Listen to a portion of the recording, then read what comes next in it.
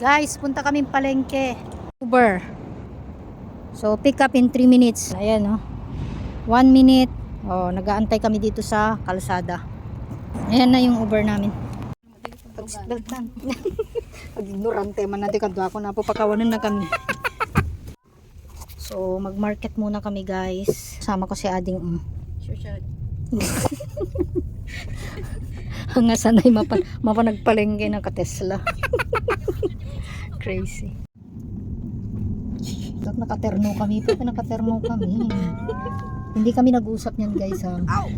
Nakaterno kami. Pati chinelas. Parehas kami. Twinny. Sasakyan driver. Hindi, soon, Adik. Ganun yung gagawin nyo. Oo. Problema. Ganda pa ng tuktok. Citro.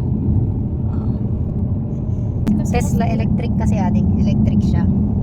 So, nakita nyo na, dyan sa Pilipinas, yung Tesla kakabsat, pinangpapasada na lang dito. Iwan.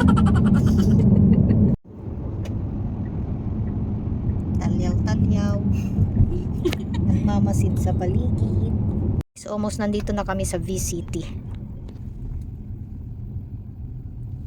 So, dito na kami. Mga 15 minutes lang yata yung binahin natin. 10 minutes. Ang bilis lang.